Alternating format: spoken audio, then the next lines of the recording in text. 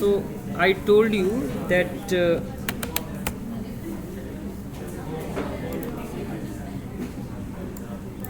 that you have to copy, means go to the directory snmm, then siesta obj underscore serial, which we created in the last time, and then here there is a file si star, and we copied this siesta executable, this file, from here to usr local then bin, right?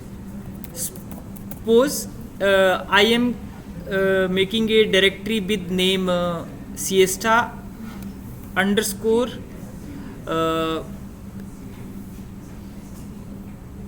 s, right? So, but it requires super user permission, so it is sudo and super user password. So that means now the siesta command is means command to run siesta is for my system, it is siesta underscore s, and for your system it is siesta simply. For my system my command is siesta underscore s, right? For your system, see it, this command will be this one. So now, as Ahluwalia sir told in the earlier lecture, means in the morning session lecture, that we have to go for the problem of hydrogen atom, right? So what is needed for a program, means as a input क्या जाएगा? सबसे पहले अगर हम अपने आप से पूछें कि इनपुट क्या जाएगी, तो मुझे सबसे पहले समझना है इसकी इनपुट फाइल को. तो इनपुट फाइल क्या होगी, उसमें कौन कौन सी इंफॉर्मेशन होगी. So let me talk about that. So सबसे पहले हमें एक एफडीएफ फाइल की ज़रूरत होती है, right? We need one FDF file first of all.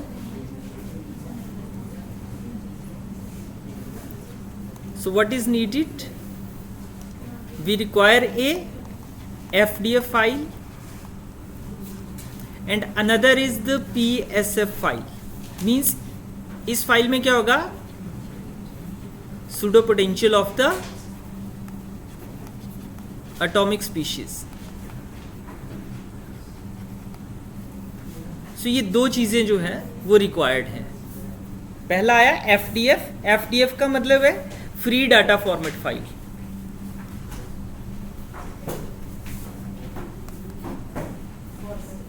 Means format free file है. मीन्स आप जहां मर्जी जिस मर्जी लाइन में जो मर्जी लिखो उस हिसाब से वो रीड कर लेता है, ठीक है? कुछ फाइल्स में अलग अलग जो कॉलम्स होते हैं उनकी पर्टिकुलर स्पेसिफिकेशन होती है, वो हम एटम कोड की इंस्टॉलेशन के टाइम सीखेंगे, बट यहाँ पे उसकी ज़रूरत नहीं है. तो दो चीज़ों की ज़रूरत होगी. तो अब एफडीएफ क्या है, उसमें कौन सी इंफॉर्मेशन होती है? So let us try to understand that. So go to my website.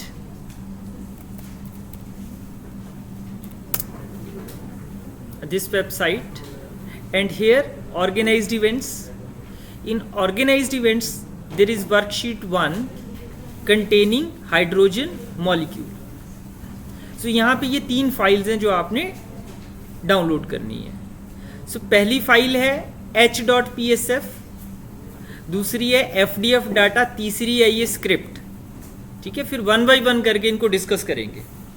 So you have to copy download all.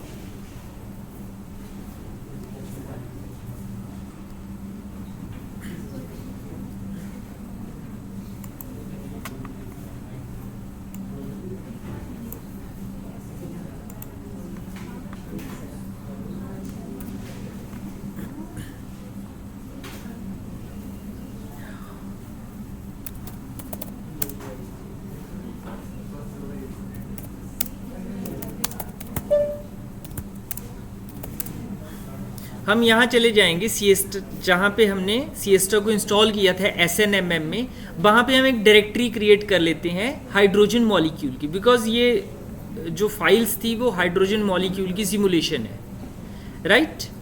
सो हम डायरेक्टरी कर लेते हैं mkdir से H2, ये देखो H2 नाम की डायरेक्टरी हमने क्रिएट कर ली। यहाँ पे उन फाइल्स को कॉपी कर दो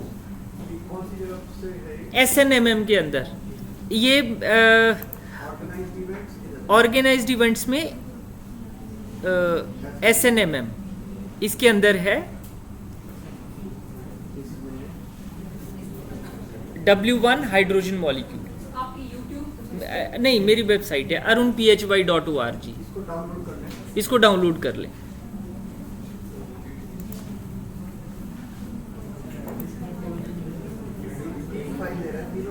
तीनों फाइल्स डाउनलोड कर लें।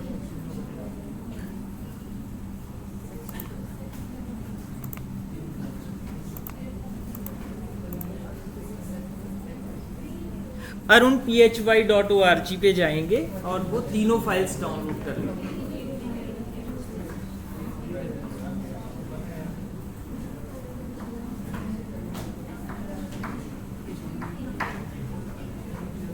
यहाँ पे ऑर्गेनाइज्ड इवेंट्स है।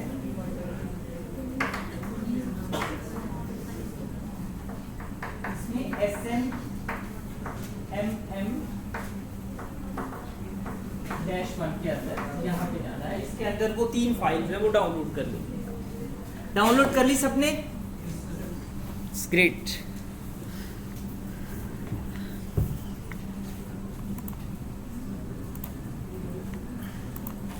सो डाउनलोड्स में जनरली फाइल्स, सारी के सारी फाइल्स डाउनलोड्स में जाती हैं जनरली। जैसे एक फाइल EBS-LAT की थी, FDF डाटा थी, एक H.PSF थी। तो ये तीनों फाइल्स मैंने यहाँ से उठाई और इनको वहाँ पे लेके गया SNMM के अंदर, जो मैंने H2 नाम की एक डायरेक्टरी क्रिएट की थी।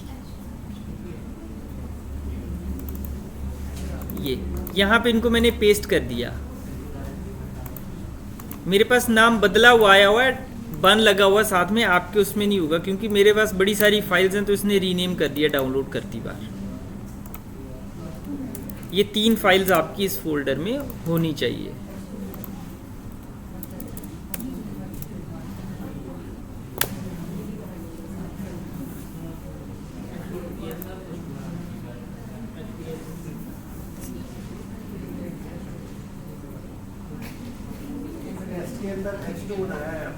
हाँ जी, हाँ जी। SNMM के अंदर हम एक डायरेक्टरी बना लेंगे हाइड्रोजन की H2 नाम की।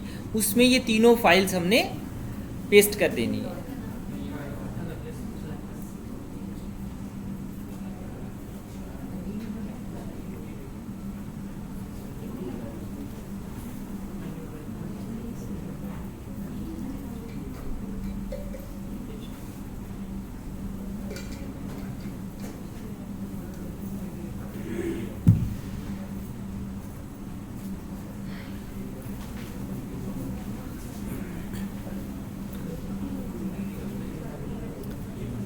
ये कर लिया सबने? ये हेल्प करेंगे, अनन्या हो गया, ये बाकी स्टूडेंट्स जरा, समीक्षा, रेखा, राधिका, अनमोल, अंबिका।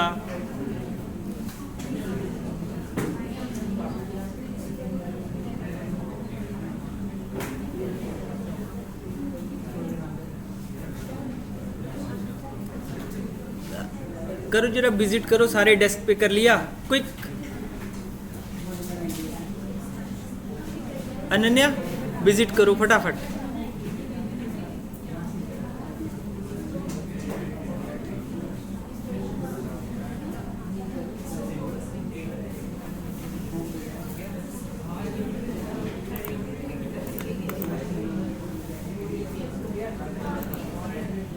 तो मैं VI एडिटर में ओपन कर रहा हूँ, आप डायरेक्ट भी ओपन कर सकते हो फाइल को डबल क्लिक करके।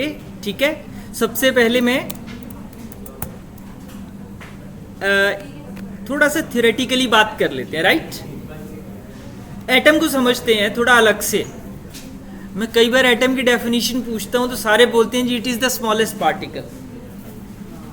मज़ेदार चीज़ है, 6ठी 7वीं में डेफिनेशन पढ़ी थी एटम की, वही आज तक चल रही है। इसके आगे पता नहीं क्या क्या पढ़ लिया, वो अगली समझ नहीं है डेवलप हो पा रही है। तो चलिए थोड़ा सा और बेटर वे में एटम को समझते हैं। ये मेरे पास एक हाइड्रोजन का एटम है यहाँ पे बैठा हुआ,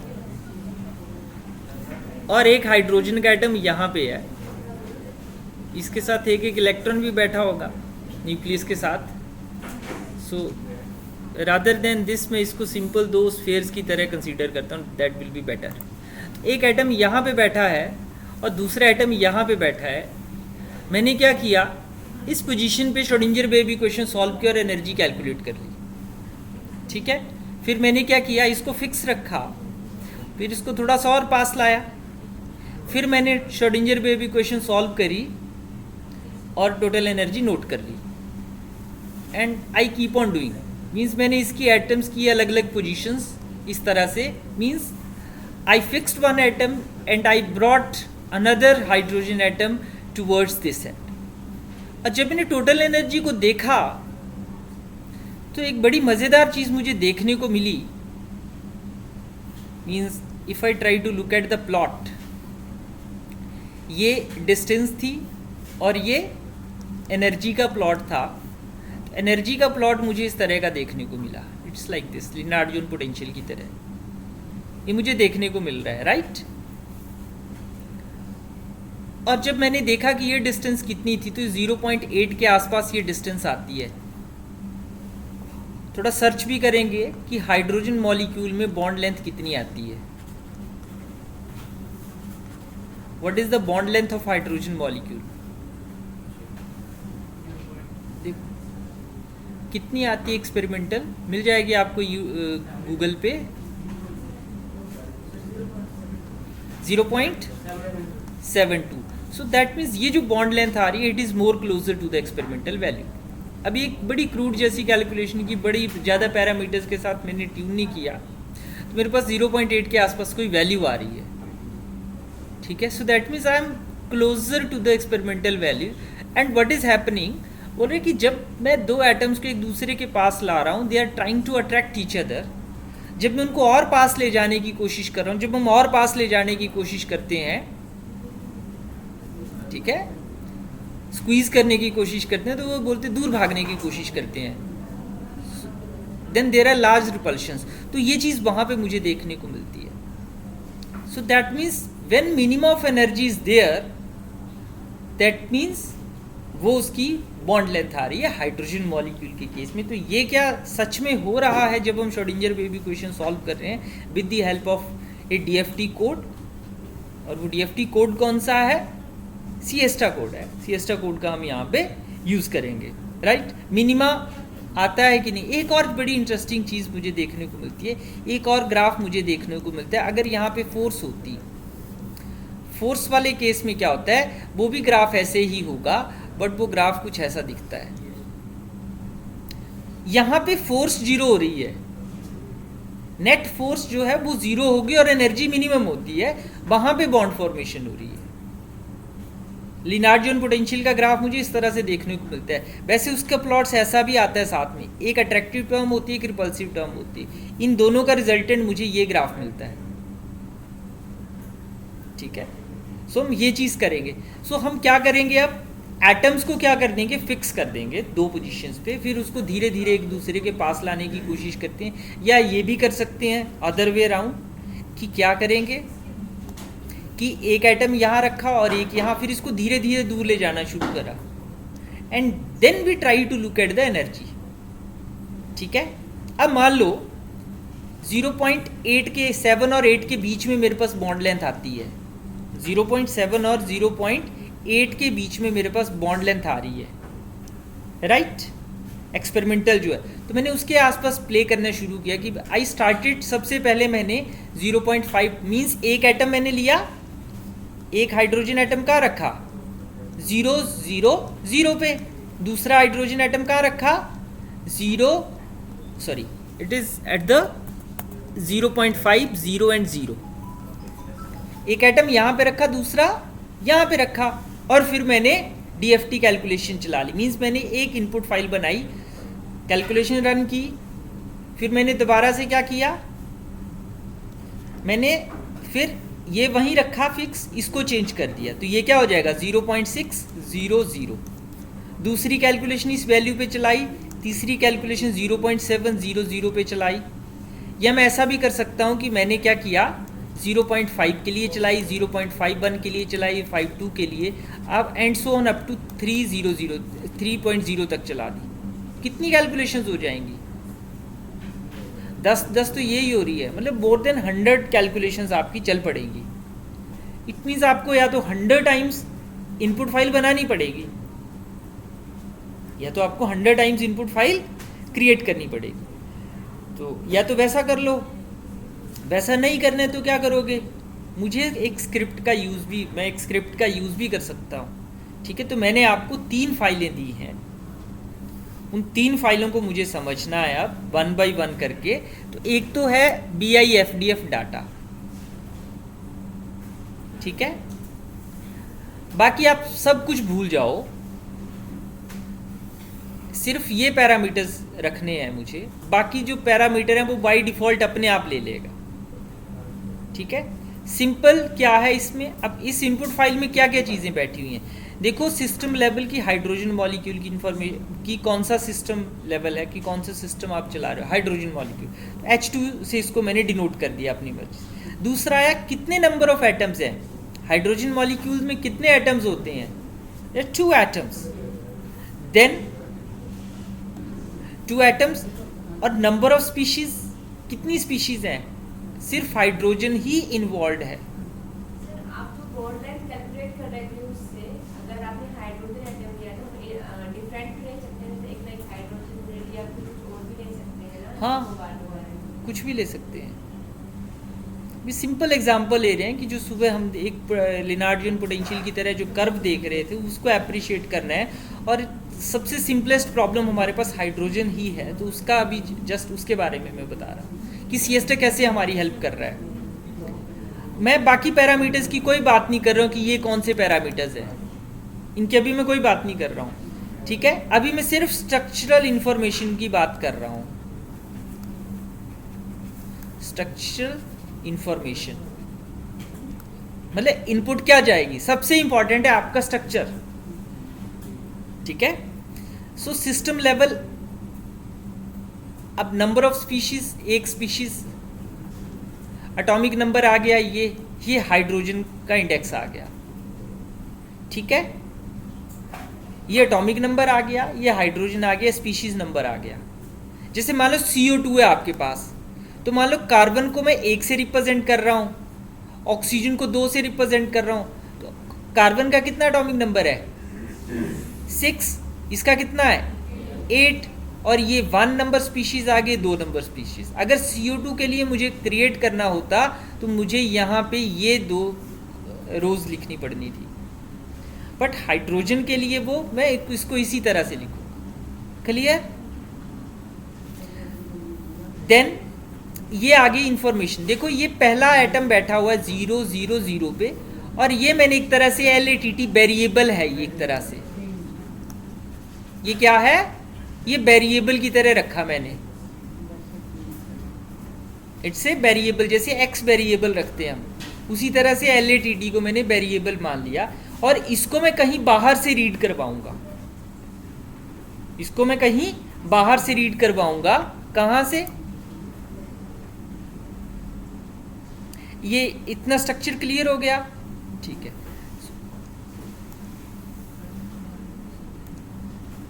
अब मैं बाहर से इसको रीड करवा रहा हूँ, एक मैंने स्क्रिप्ट बनाई हुई है, ये स्क्रिप्ट है, इसमें चेंजेस कर लेते हैं। Let us make it from 0.51 से लेके, या चलो 0.6 लेते हैं, ठीक है, 0.6 से स्टार्ट करते हैं इन स्टेप ऑफ, चलो 5 ले लेते हैं, 0.5 से लेके 3.0 तक।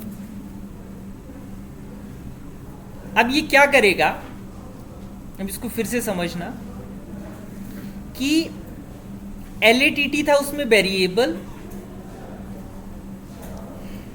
और FDF डाटा मेरे पास एक टेम्पलेट है इनपुट फाइल का, एफडीएफ डाटा में ये क्या करेगा, इसमें मैं चेंजेस कर जो मैं चेंजेस कर रहा हूँ वो आपने करने हैं। साल्ट की बजाय इसको कर दो आप H2 और यहाँ पे भी आप H2 लिख लो।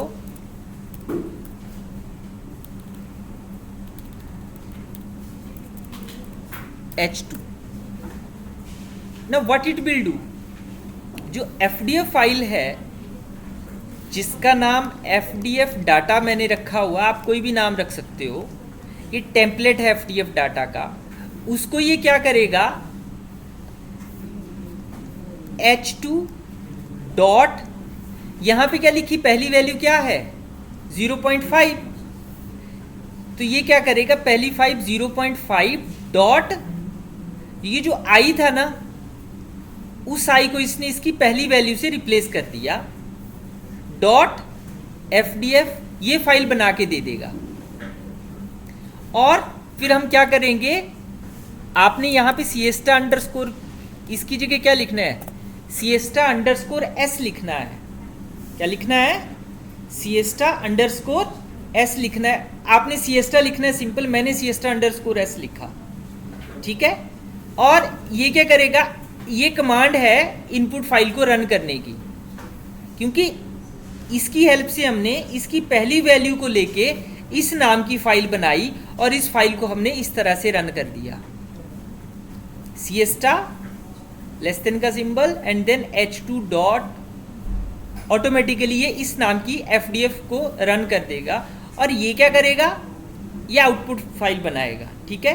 तो ये बन गई, इसको हमने रन किया और रन करने के बाद आउटपुट फाइल जो आपकी बनेगी वो बनेगी H2.0.5 आउट। जैसे ये कैलकुलेशन खत्म हो जाएगी, वैसे तो आपको मैनुअली ये फाइलें बनानी पड़नी थी कि एक फाइल बनाई, ठीक है, उसको रन किया, फिर दूसरी बनाई, उसको रन किया, ठीक है, इस तरह से आपको यहां तक जाना था। ये कंप्लीट हो गया स्टेप। उसके बाद ये क्या करेगा, 0.5 से लेके 3.0 तक सीक्वेंस में चलेगा। किस स्टेप में, 0.1 के स्टेप में। तो अगली एफडीएफ क्या बनेगी, H2.0.6.fdf और आउटपुट क्या बनेगी, H2.0.6.out। इस तरह से कितने स्टेप्स चलेंगे, 6, एक तक गए, 5, 6, 7, 8, 9, 10, 6 स्टेप ये हो गए और 20 स्टेप और चलेंगे, 26 स्टेप्स चलेंगे ऑटोमेटिकली। अदरवाइज क्या होना था, आपको अपने आप 26 एफडीएफ फाइल बनानी पड़नी थी, ठीक है। तो सबसे पहले मैनुअली कर लेते हैं, फिर स्क्रिप्ट में बाद में रन करना सिखाता हूं, ठीक है। ऐसा करते हैं ताकि हम अप्रिशिएट भी कर सके कि that what script is doing for me, वो कैसे मेरा टाइम बचा रही। किसको, VI में सर अभी रहने दीजिए, VI में मैं बाद में बताऊंगा। आपने इसको डायरेक्ट Gedit में डबल क्लिक से ओपन करिए।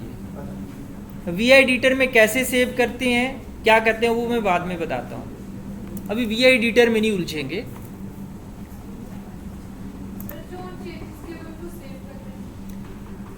अभी हाँ चेंजेस कर लो इनको, चेंजेस ये जो रखे, इसका बेशक स्क्रीनशॉट ले लीजिए, मैं स्क्रीनशॉट भेज देता हूँ इसका।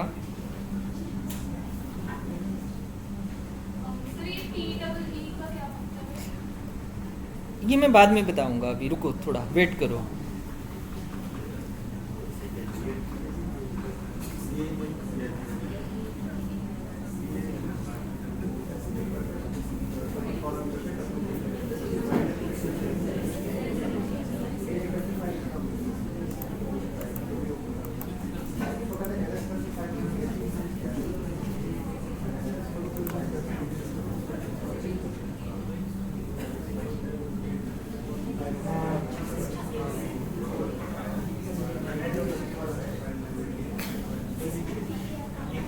स्क्रिप्ट में आप ये चेंजेस कर सकते हैं। ये स्क्रीनशॉट मैंने भेज दिया, ठीक है। अंडरस्कोर एस नहीं, आपने सिंपल सिएस्टा रखना है।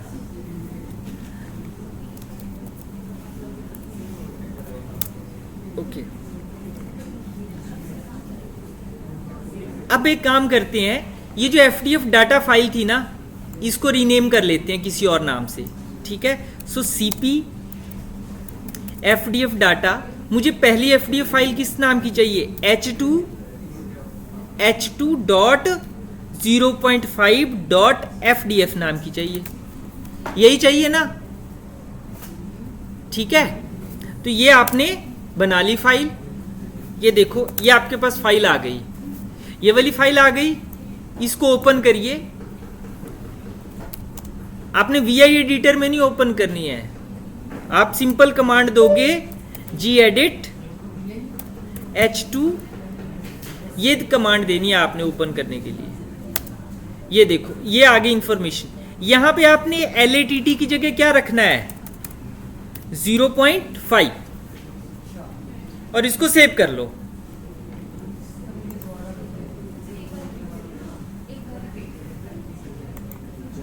क्या किया, ये पहली कमांड ये आई,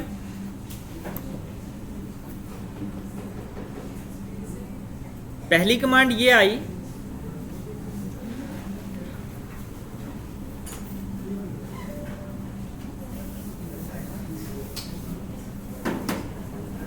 it is CP FDF data with, मुझे H2 के लिए फाइल चाहिए H2 डॉट, मुझे इसमें लेटिस कांस्टेंट 0, सॉरी जो डिस्टेंस रखनी है वो 0.5 रखनी है, तो मैंने उसी तरह से इसका नाम रखा ताकि मुझे आइडेंटिफाई करने में प्रॉब्लम ना आए, 0.5 dot FDF, then gedit h2.0.5.fdf open हो जाएगी। यहाँ पे जो LATT था इसको मुझे किससे रिप्लेस कर देना है, 0.5 से, जो डिस्टेंस है दूसरे एटम, LATT को इससे रिप्लेस कर दो, देन सेव कर दो, ठीक है। PSF file is already there, pseudo potential वाली फाइल ऑलरेडी है, इसके बारे में बाद में डिस्कस करते हैं, ठीक है, कि ये क्या है। यहां तक क्लियर हो गया, कर लिया सबने, ठीक है। अब मुझे सिएस्टा रन करना है, ठीक है। तो सिएस्टा रन करने की, इसी के अंदर है, H2 के अंदर है, H2 के अंदर ये कर रहे हैं हम। देखो this is my present working directory, और इसमें मेरे पास ये फाइलें हैं,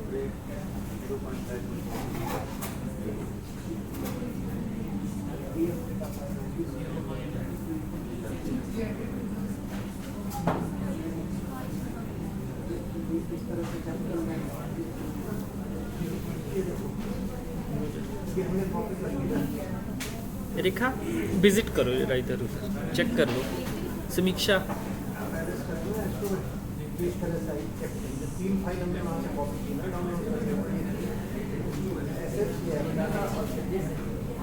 ये तो हमने क्रिएट कर लिया, ये तो हमने क्रिएट कर लिया,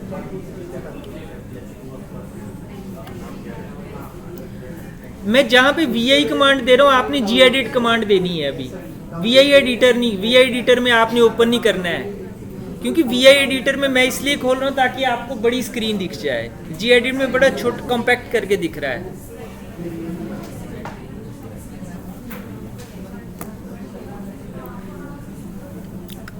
अब हम क्या करेंगे, सिएस्टा कमांड देंगे यहीं पे बैठ के।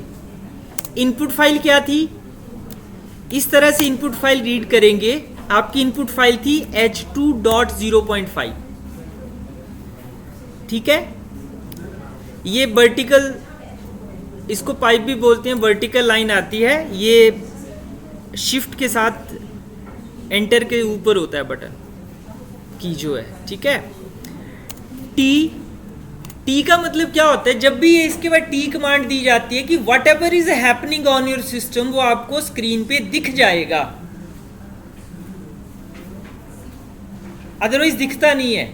इसके दो तरीके हैं, अगर मैं इसकी बजाय ऐसे करूं, अगर मैं ये कमांड दे दूं h2 डॉट आउट, यहां आउट करना है। FDF, यहां FDF है, यहां आपने आउट करना है। अगर मैं ऐसे करूंगा ना तो आपको स्क्रीन पे कुछ नहीं दिखेगा,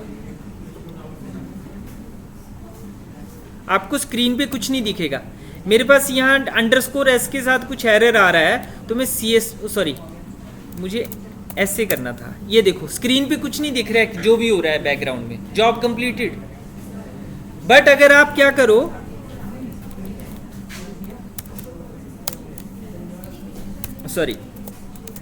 T करो, तो आपको जो भी हो रहा है आपको यहाँ पे स्क्रीन पे दिख जाएगा। ठीक है, तो कमांड क्या आएगी, siesta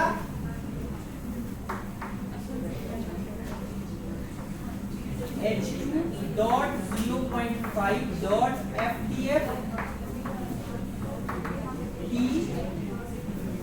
h2.0.5.out। इस कमांड का मतलब है कि जो भी हो रहा है वो आपको स्क्रीन पे दिखेगा। अगर आप इसकी बजाय ये कमांड दो,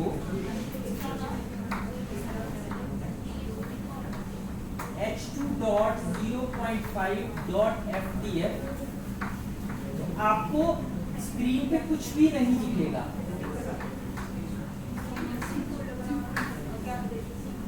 बट स्क्रीन पे देखना कई बार बहुत इंपॉर्टेंट हो जाता है, कई बार कैलकुलेशन कन्वर्ज ही नहीं करती, तो आपको बीच में बंद करना पड़ सकता है सिस्टम, या कैलकुलेशन रन करनी बंद करनी पड़ सकती है, तो आपको पैरामीटर्स के साथ प्ले करना पड़ता है।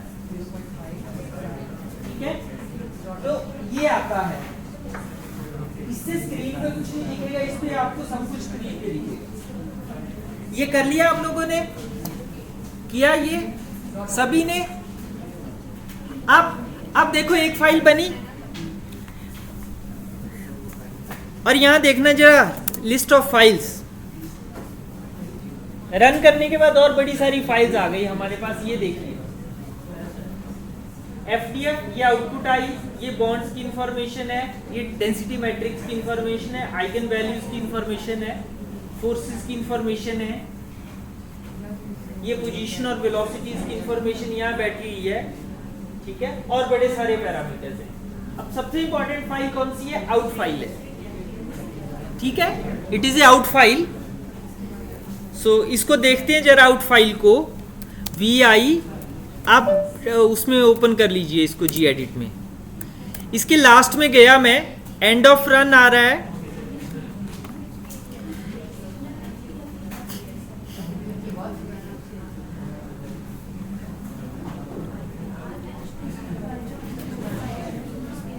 अब यहां देखना जरा, यहां पे कुछ फोर्सेस कैलकुलेट होके आ रही है, नेगेटिव फोर्सेस हैं, जीरो नहीं है फोर्स, नेगेटिव आ रही है, और ये टोटल एनर्जी है,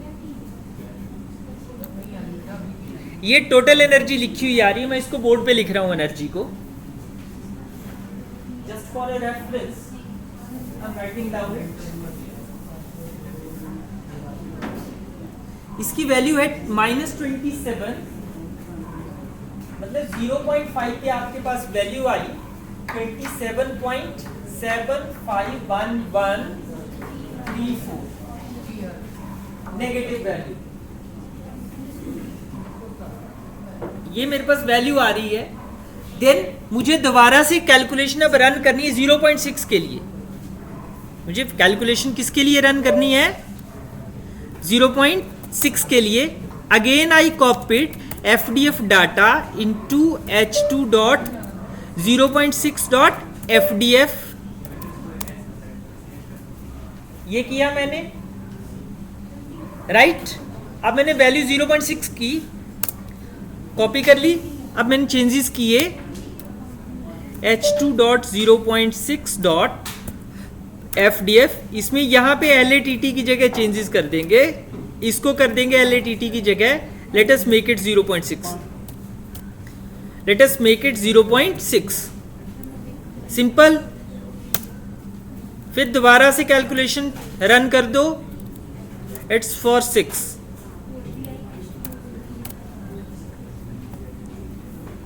ठीक है, 0.6 किया,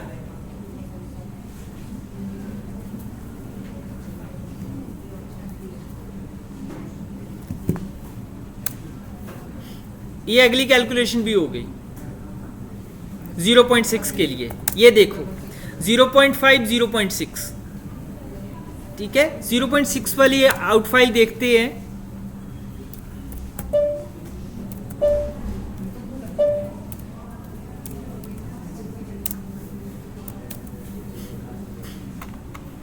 अभी मैं ब्राउजिंग से पता कर रहा हूं वैल्यूज का। यहां पे टोटल वैल्यू कितनी आई? 0.6 पे कितनी वैल्यू है? -29.632897 0.6 पे, ठीक है।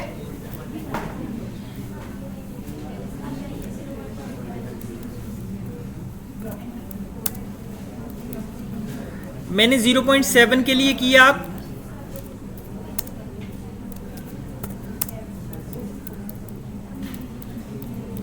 मैंने सेम प्रोसेस 0.7 के लिए की। ये देखो, कॉपीड, ओपन किया, यहां पे 0.7 पुट किया। I am doing it now quickly. ये मैंने रन किया 0.7 0.7 and then done it, ठीक है। and then I try to look at the total energy.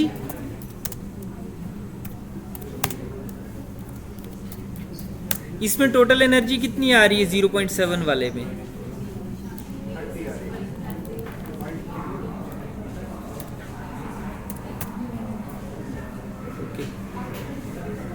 Equal to 19 में चल रहा है, ओके, कोई बात नहीं। ये आ रही है 0.304266,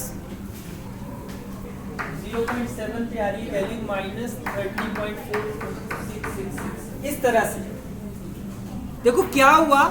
मैंने एक एफडीएफ बनाई, फिर दूसरी बना रहा हूँ, तीसरी बना रहा हूँ, बिकॉज एनर्जी से मुझे पता है that what is going on. But it's a very tedious task. आपको शाम तक अगर मान लो 30 एफडीएफ फाइल्स बनानी है तो आपका 1 घंटे से आराम से लग जाएगा, ठीक है। So what I will do, I will use script. अब आते हैं स्क्रिप्ट पे। स्क्रिप्ट मेरे लिए कैसे हेल्प करती है, ठीक है। So let us come to the script now. vi evslat.sh, ये देखना जरा, ये स्क्रिप्ट है मेरे पास, सेम काम करके दे देगी। मैं सारी फाइल्स को डिलीट कर रहा हूं यहां से, आपने नहीं डिलीट करनी है। star.fdf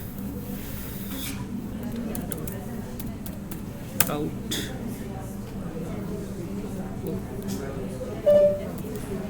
अब ये आपने कोई कमांड नहीं देनी है, ठीक है। ये जो मैं दे रहा हूं अभी कमांड्स, ना आपको मीनिंग पता है। धीरे धीरे ये है, एंड H2 इसको भी हटा देते हैं, ठीक है। अब मेरे पास पेन जो फाइल्स थी, ओके, ये एफडीएफ वाली फाइल्स भी थी।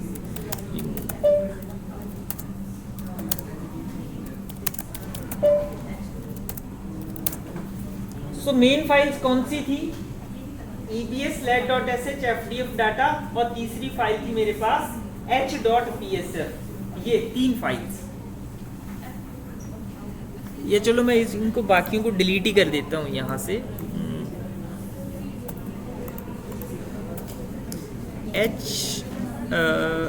fdf और ये मैंने डिलीट कर दी यहां से। अब मैंने कमांड कौन सी दी? अब पहले ये देखना है कि इसका कलर कैसा है, ग्रीन है नहीं है। एग्जीक्यूटेबल फाइल बनानी है, स्क्रिप्ट को मुझे एग्जीक्यूटेबल फाइल बनाना है, ठीक है। स्क्रिप्ट को एग्जीक्यूटेबल फाइल बनाना है। जब आप पेन ड्राइव से कॉपी करके ले जाते हैं ना एक सिस्टम से दूसरे में, तो इसकी एग्जीक्यूशन की परमिशन खत्म हो जाती है कई बार। तो आपने इसको करना है chmod +x। किसको बनाना है एग्जीक्यूटेबल? evslat.sh को, सॉरी chmod। ये कमांड चलेगी। ये देखो जरा, एग्जीक्यूटेबल बन गई, ठीक है। अब मैंने क्या करना है, स्क्रिप्ट को रन करना है।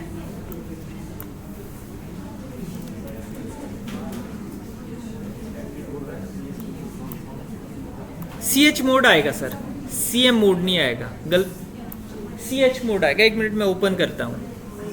डॉट स्लैश से ये स्क्रिप्ट रन हो जाएगी आपकी। डॉट स्लैश कमांड देनी है, जो चेंजेस मैंने बताए थे, EBSLATT.sh। आपको स्क्रिप्ट किसी और नाम से भी मिल सकती है, जरूरी नहीं यही नाम हो। ये मैंने रखा हुआ है, एनर्जी वर्सेस लैटिस।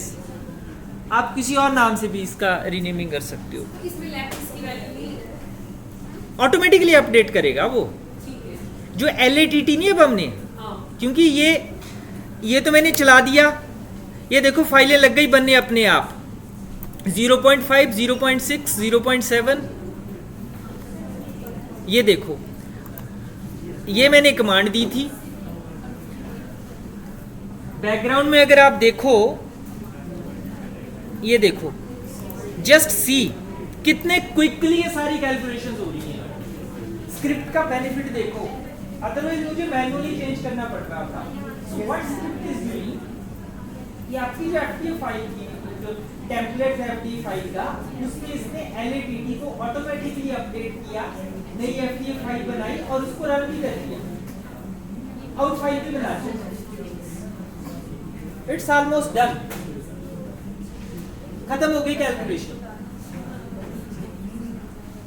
जितनी देर में इस छोटी सी कैलकुलेशन, मतलब जितनी देर में आपने 2 एफडीएफ फाइल बनाई थी, उतने में पूरी कैलकुलेशन खत्म हो गई। So this is the advantage of using script. And then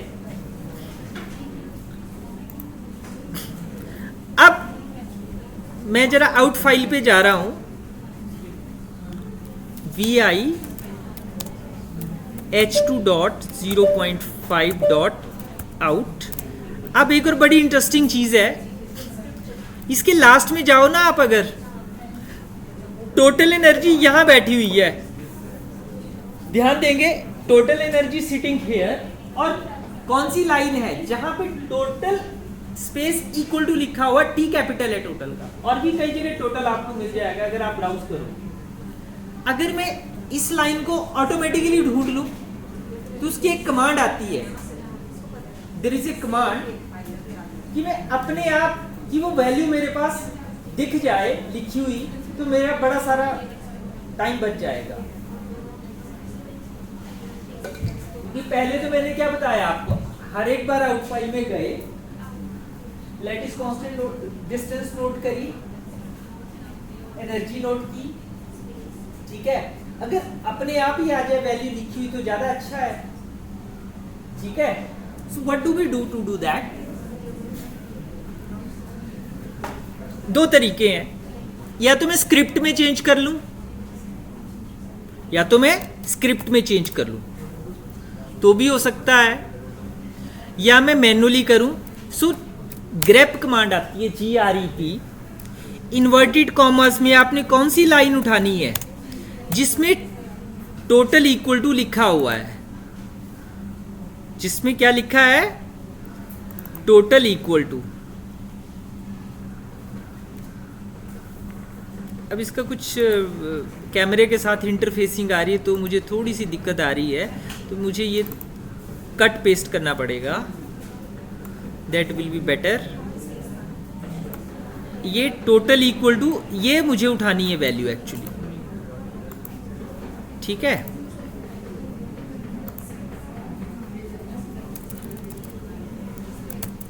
ये टोटल का T capital, then space, then equal to, then कहां से उठाना है, सारी आउट फाइल में से।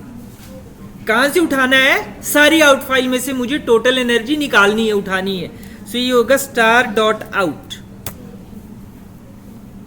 फिर मुझे उसको किसी फाइल में भी लिखवाना है, स्क्रीन पे नहीं फ्लैश करवाना, मुझे उसको किसी फाइल में एनर्जी स्टोर करवानी है, तो क्यों ना एनर्जी वाली फाइल का नाम energy.dat लिख दें। तो क्या हो जाएगा, energy.dat। T energy dot date.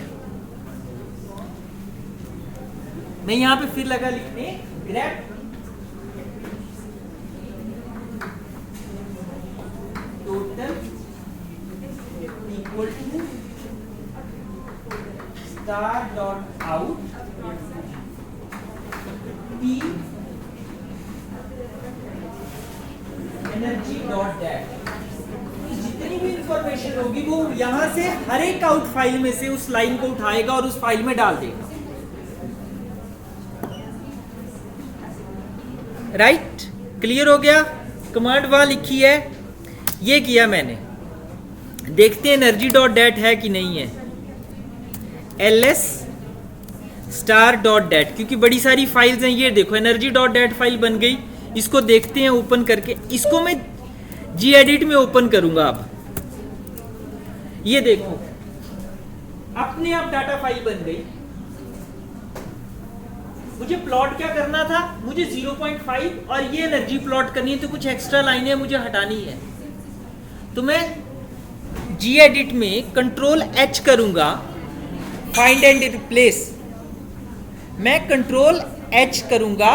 Control H से मैं किसको, पहले मैं क्या करूंगा, ये जो H2 डॉट है ये हटाना है मुझे। क्या हटाना है, H2 डॉट। तो ये हो जाएगा H2 डॉट रिप्लेस ऑल।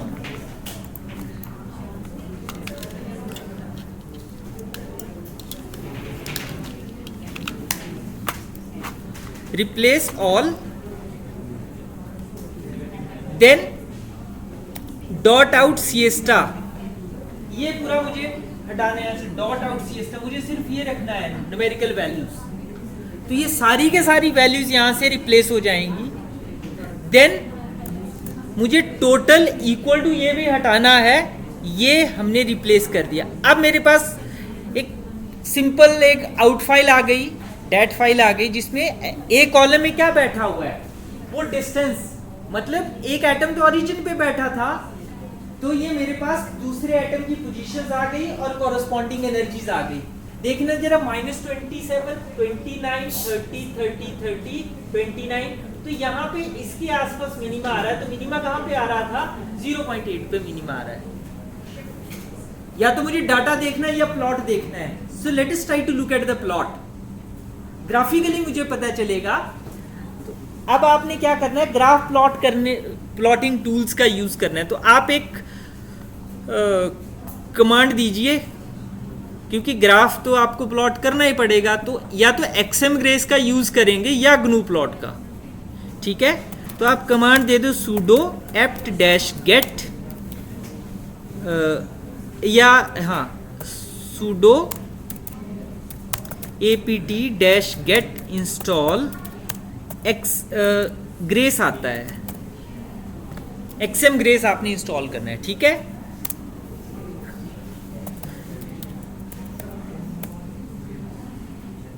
तो जैसे जैसे हमें जरूरत पड़ रही है वैसे वैसे हम पैकेजेस को इंस्टॉल कर रहे हैं, क्योंकि मुझे ग्राफ्स को देखना है, डाटा को देखना है, डाटा से भी इंफॉर्मेशन निकालनी है। So what do we do for that, we have to install the graph plotting tool. और ग्राफ प्लॉटिंग टूल हमारे पास कौन सा है, ग्रेस टूल है, जिसको हम XMGrace बोलते हैं।